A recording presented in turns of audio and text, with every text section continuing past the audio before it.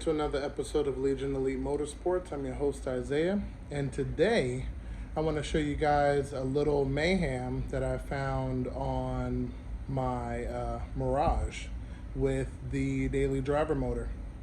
So let's dive into that, and then after that we're going to jump into our regular scheduled program.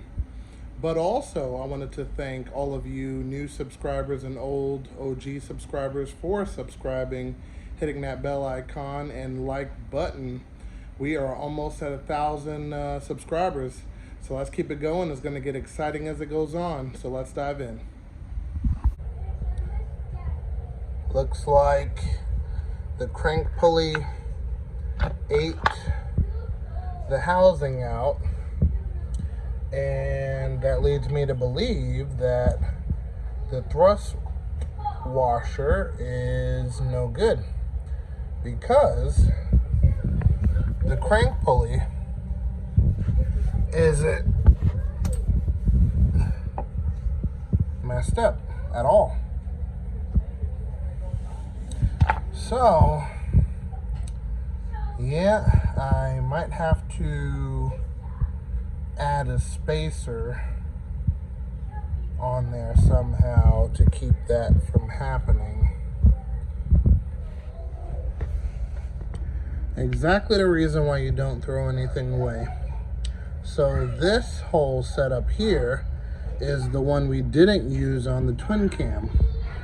So the one that's in here is still there.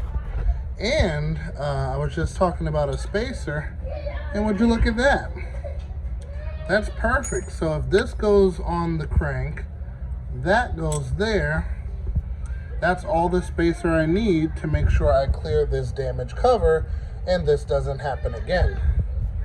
So, on to ordering another cover. Okay, I am happy to say this engine is pretty much done. I changed the location of the drain just a tad there. We also added in the feed line, which let me show you that on the back. So from here, where this sensor used to be, oil pressure sensor, we added in the fitting, which came with this distribution block, and I put the oil pressure sensor here, oil feed here, and blocked off this port because this is more towards the axle, so you don't want to get anything too close to that. So this line goes all the way around, and then I tucked it up there through the water pipe just to keep it clean.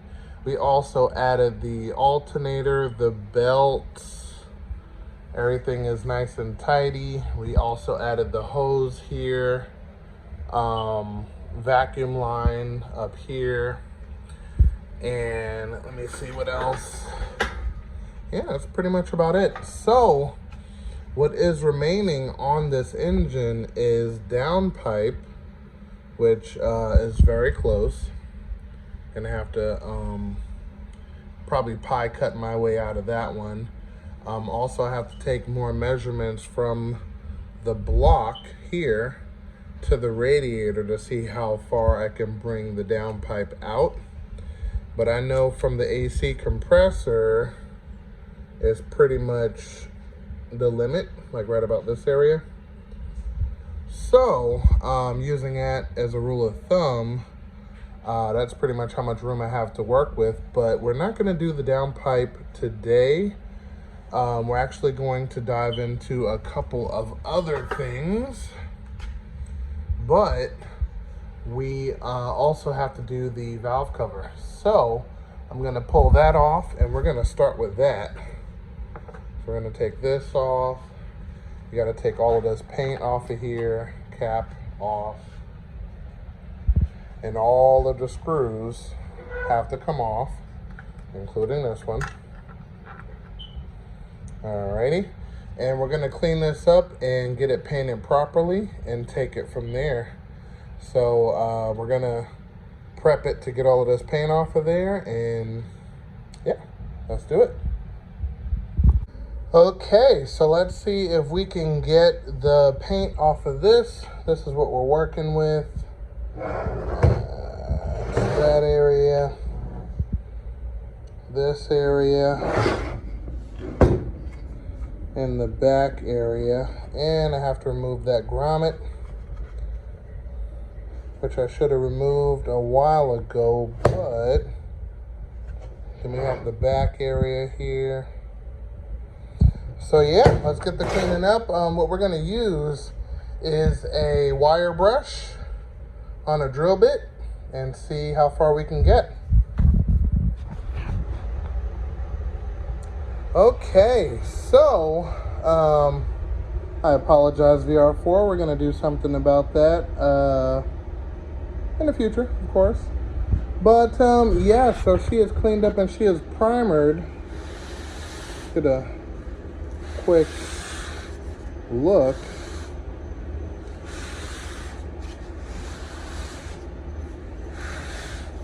That's how she's looking. And the color scheme of the car is actually black and white, obviously. But on the internal components is actually gold and red. So, I'm probably going to have to choose between the two, and it'll probably be either red or gold. So let me see what I got, and gonna get painting this valve cover.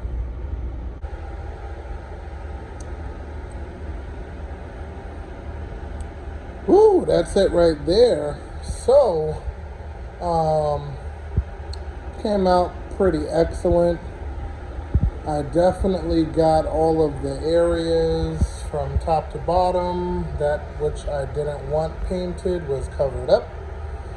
And yeah, this is gonna come out nice. Now, I have to wait for it to dry.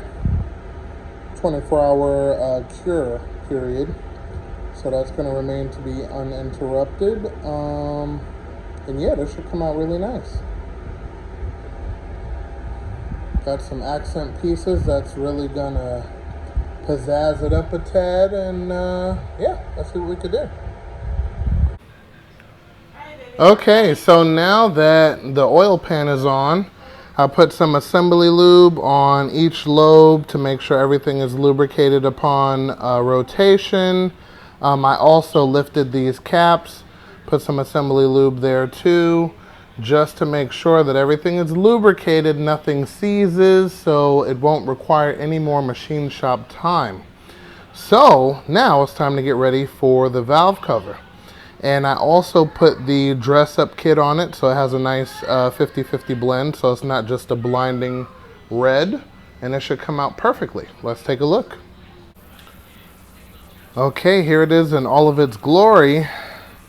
She's looking pretty spiffy. We got the black accents on here, including up here, and of course in the back. And then once I tighten all of these down, we have the spark plugs in there already. What I'm gonna do is I'm gonna get some K-series coils, pop those in here, and we'll be running those K-series coils once the engine is installed, of course. But I do have to figure out a plate to hold down the coils, which we have plenty of screws. So we should be able to get a nice bracket in here to hold down the coils so they don't pop out. And that should be it for the engine in general. And then we took the cover, gave it a nice clean, or as clean as she's gonna get, pretty scuffed up, pretty common. But I think what I'm gonna do is I'm gonna add some color on this, being the Mitsubishi sign, and that's gonna be red. This should be either white or red or yellow, probably white. Keep it simple. So yes, that is everything. Just like that. So I'm gonna tighten down the valve cover, and I shouldn't have to go in there anymore. So that should be it. I'm excited. So these accessories I'm probably going to end up changing to white, and then I'm going to white this one, red that one, and that should be it. Now that that's over, I'm going to show you why we're going to be using K-series coils from the actual engine that's currently in my Mirage now, just so you get an idea. Okay, so as you can see here, these are K-series coils that's on the single cam, and this is the only engine modification I've done to this original motor. It has the factory air box, factory exhaust, stuff like that. Don't really count the radiator and the silicone hoses, but you can if you want. And this is a plug and play setup. The plugs are set up to fire just like original, so fires 1 and 4 and 3 and 2. And basically only difference is instead of it being one coil to fire 2 cylinders, it's actually individual, so you get full voltage on each coil, which is great for boost, and you don't have ignition problems in general. So we're going to be getting another pair of these. This car is still in use, and you know, just in case you were wondering, the timing belt stuff actually turned out excellent. There's no more oil being slung everywhere, as you can see on the hood. Looks pretty gross. So yeah, so we're gonna have it set up to where when the other motor is installed, all I do is plug and play. I don't have to look for coils, I don't have to switch anything out, and it'll be good to go. So back to our regular program. Okay, next order of business. This is a battery box. I have the other part over there. Actually, I need to put that together, but so that'll be the battery box, and this is the distribution block. Okay, we are going to relocate the battery in the Mirage. So let's take a look at what we're working with, and we'll take it from there. Basic setup, I got a digital battery terminal, and I leave it on. The LEDs burn out, I'll get another one, no big deal. But we're going to basically take this battery out of here, including the tray, which is rusting up the body, which I'm going to have to clean that up. And we're going to move it to the trunk, and I'm going to show you exactly how. So in the trunk, we have audio equipment, and this is 0 gauge wire, which I highly recommend for any battery relocation kit. And I have extra. I'm gonna have to drop a link again in the description to show you where to get it and the kind that I use. So basically what we're gonna do is I'm thinking about putting the battery directly in the middle between the bar, and that'll give me a perfect opportunity to bolt it down directly in the middle, which is ideal. So that plus adding in the audio equipment, it's going to be nice. So let's get started. Okay, so first things first, we're going to disconnect all of this, including the mounting bracket. We're going to disconnect both terminals, and we're going to take out the plastic tray. Okay, so with the battery tray removed, we got a decent amount of surface rust, and I gotta see if I have something to turn this rust into primer. So it's a nice open workspace, so what we'll do is we will Pure 15 this area, and I think we'll be good. But we're gonna install the distribution block to this guy here, and we should be good. So all of the original wires that come from the car, which is this one and this one, is going to go to power. And then this one is the 0 gauge that goes to the rear for the subwoofer, but we're going to use it as the power to go to the rear for the car. So it's 0 gauge wire already. We'll clean it up and make it look a little bit pretty, and we'll put it in a distribution block. And ground factory is connected from the motor or transmission. In this case, it's the motor, and then it goes to the frame, and then it goes to the battery. So this end here, what we're going to end up doing is we're going to put it directly to frame as soon as we clean it up. So technically, without connecting this to anything, the car is still grounded because it's connected to the frame and the engine. So as soon as you connect in the back, the negative to the frame is going to complete the circuit. So let's start with the distribution block and take it from there. Okay, so put this stuff away here.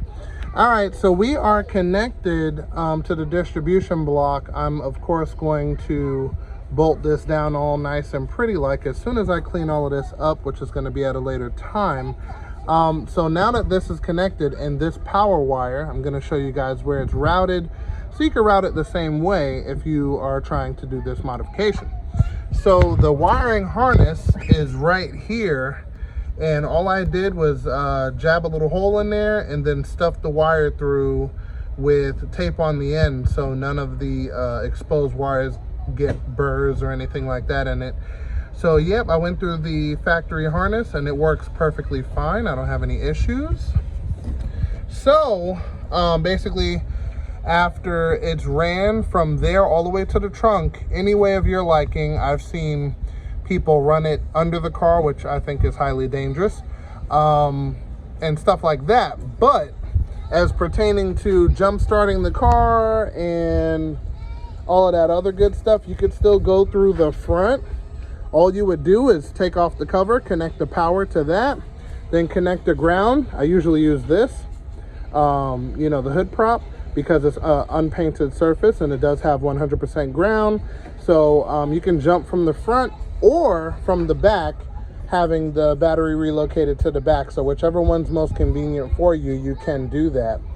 So now that the front is done, we're going to move to the back and start making some modifications. Okay, so this is a new battery terminal for the positive to the battery. So we have to remove it from here, and we're going to add it to the actual battery ground. We can use those. We can use that. We can use these. Of course, you got to clean up the paint and any conductor or something to stop the conduction from occurring. So whatever you choose is up to you, but I'm going to be using the screw right over here. It's a perfect ground. It goes straight to the body and works perfect. So we're going to disconnect this one, and we're going to make another ground wire because we can actually double up the ground wherever and keep the audio and be good to go. Okay, so from this point, you can connect the power to the positive side of the battery. Then you'll have your ground wire, which goes to your ground, and you'll be done. But because I'm running audio, I have an additional power that has to go to the battery and an additional ground that has to go to the amp. So we're running everything parallel. Next thing we're going to do besides that is we're going to mount the battery tray here directly in the middle. And that should be it. So basically what we're going to use is we're going to use some rivets. So I'm going to mark where I want the battery tray to be. Then we're going to drill some holes, pop in the rivets, and we should be good to go. Okay, and this is where we're going to put the battery tray. And as you can see, everything is pretty straightforward, but I'm going to drill into these areas here on all four corners. All right, so we drilled holes and we put in some rivets. And that is ready to go. So now we're going to add in the bars to hold in the battery. Also, I drilled some holes in the back just so I can lock down the battery from the rear and the front. So everything is on and tight. I'm going to finish up the holes in the rear and we're going to mount the battery. Okay, so battery box is in. We got the rivets all the way around. We got the bracket here. It's not going anywhere. So we have positive over here, negative over here. We're gonna ground it to that guy there. And this should be wrapped up pretty soon. So let me actually wire this stuff up so you can see how it's supposed to go. And never mind the colors. They're all 0 gauge wires. If you're following what I'm telling you, you'll be able to understand where everything goes and why. So that's our new positive cable. We're going to add in the other positive cable for the amp and then double ground over there, and it'll be that simple. But if you're a visual learner like me, you're going to see in just a second. And voila, there you have it. We have both grounds over there. We got the single power in, the single power out to the amp. We have the case for the battery, which I didn't connect the digital part. But yep, that is it. So now all I'm gonna do is clean up a tad in this area and pretty much finish up. But this actually came out pretty good. Everything is sturdy, it's not going anywhere. There's a cover for this one, so I'm gonna put that on there.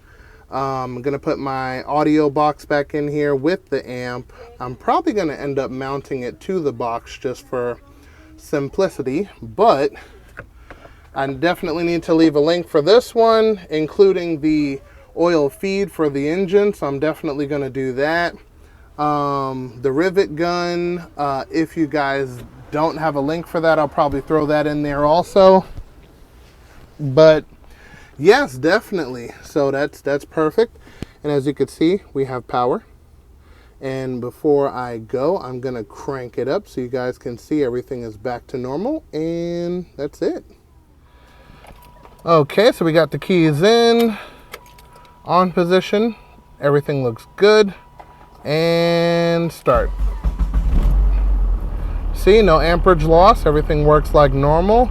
And remember, we still did not put down that extra ground strap from the original battery terminal. Let me show you guys that. So, just like I said, it runs and acts perfectly normal as if the battery is up front.